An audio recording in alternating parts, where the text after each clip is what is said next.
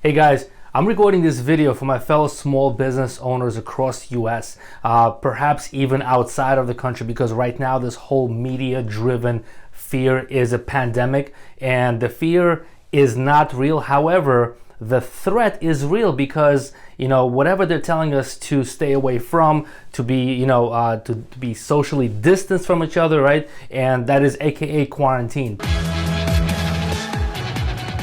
So it's all real. You need to be careful. If you're running a business, if you're seeing clients or patients for that matter, you have to be careful. But also as a business owner, you have to keep one thing in mind. You have a decision to make today whether you're going to decide to be in fear or you're going to be in focus, because you cannot do both. You could always find an excuse or you always find reasons why not to.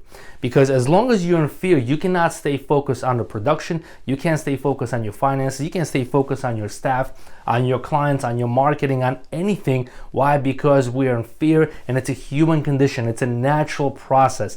What I want to do is I want to break down this information to you. 5 simple things that you can start doing today in order to be on the winning side when this whole thing blows over. So one thing I want you to do is to stay informed. It is easy to consume the information on social media. A lot of entities right now and individuals are trying to capitalize on this frenzy, on this fear, to get more likes, to get more engagement, to get more sponsorships on the back end when it comes to digital marketing. So you need to stay informed by tuning in to the government-based websites. You got to check in with your local government, whether you're in a city, state, the US government, whatever country that you're in. You have to make sure that the information you're consuming is coming straight from the source. Don't believe any of the local individuals that are trying to put fear into you. If it's not factual, if it's not affecting your bottom line as a business owner, you have to double check that information. And by the way, I'm working with clients that are actually helping people around the country to get things done, such as get financial grants that the government is putting out there, loans, whatever the case. But you have to look for the right information. So stay informed. Second one, you have to really assess the situation. How many clients are you actually losing? How many patients are you actually losing? What is really going on? Why are your clients not coming out to see you? Why are your patients canceling their appointments if you're in a medical field, right? You have to assess. You have to assess the financial drain. Where is the money leaking? So you really, really have to pay attention right now where your money is going. And I'm going to continue on this part later on here, but do assess the situation before you make any decisions, because we all know when the emotional level is high, our knowledge level is low.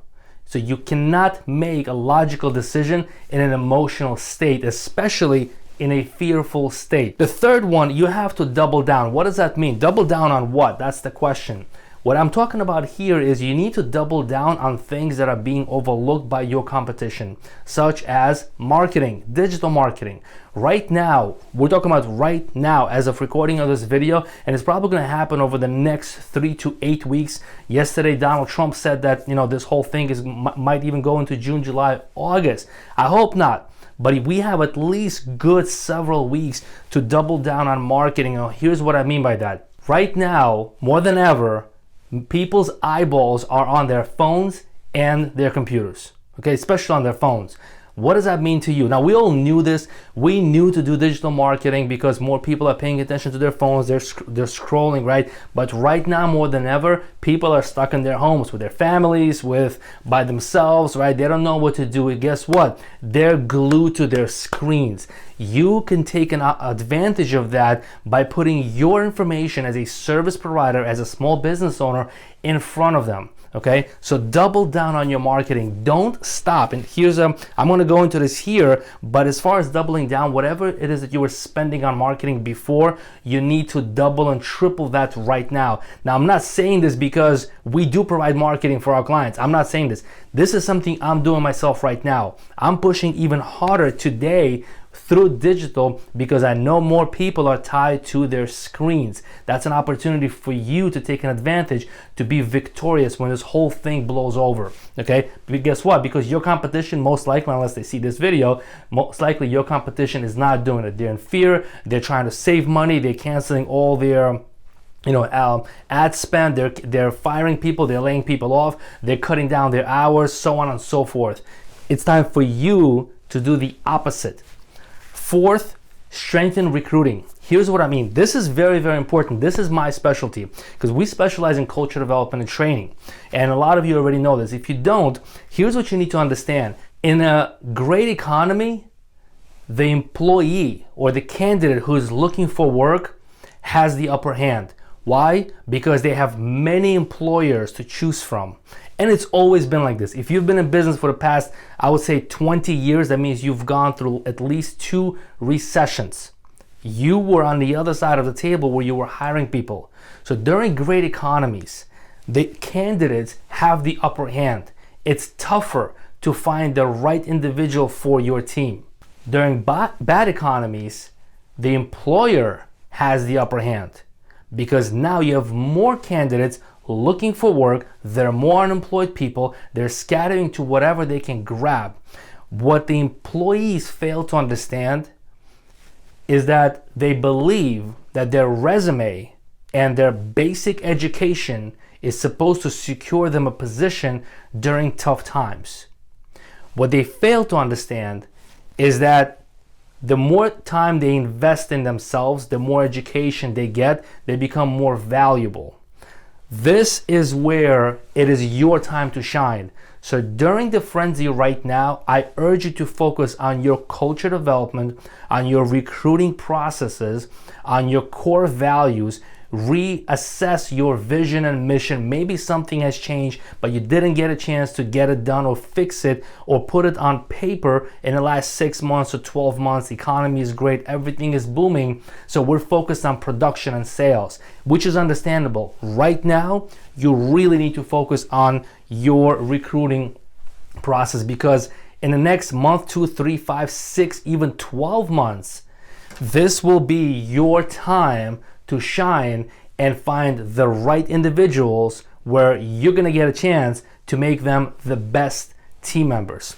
Fifth, last but not least, here's the difference between slowing down and stopping. So what I'm seeing right now, a lot of business owners, even when they don't have to, they're stopping everything. They're stopping their production, even though they don't have to. They're stopping their marketing, they're stopping their recruiting, they're stopping all of their ad spend. Here's the difference. When you stop anything, whenever you restart, it takes a lot more energy. Think of the engine in the car. Think of the plane engine. Think of you going to the gym. Whenever you stop anything and whenever you decide to start again, it becomes that more difficult. I heard an expression a long time ago and it goes something like this. When you're tired, don't stop, rest. So that means you can slow down. Okay, if you need to trim the fat and cut your expenses somewhere, go ahead and do that. But you have to figure out how you can actually slow down with certain areas of your operation instead of stopping, because stopping has a residual component. Slowing down has a residual component. Going fast has a residual component. The question is, where would you want your residual component to build up? Where do you want the compound effect to take place? When you stop, and it becomes that much more difficult to restart, or you want to slow down. Think of it another way. I'm driving and I see a red light and I'm about a block away. If I start to slow down but don't stop, chances are I'm going to pull up to that light when it's turned to go because it's green, right? But if I stop, it takes more energy for the car to start driving again. Another example, if you do the same thing in a snow condition. Same thing, when you stop, it's a lot more difficult to take off. So I urge you not to stop if you can, depending on the area you're in. But if you can, learn to slow down, look at where you could trim the fat, right, from your budgeting, but slow down, don't stop. Guys, I hope this was helpful. If this was valuable to you, all I just ask you to do is just share it out, tag your friends, tag a fellow business owner. And if you have any questions, comment anywhere in this video or just reach out and I'll be able to answer any of your questions. Take care, guys.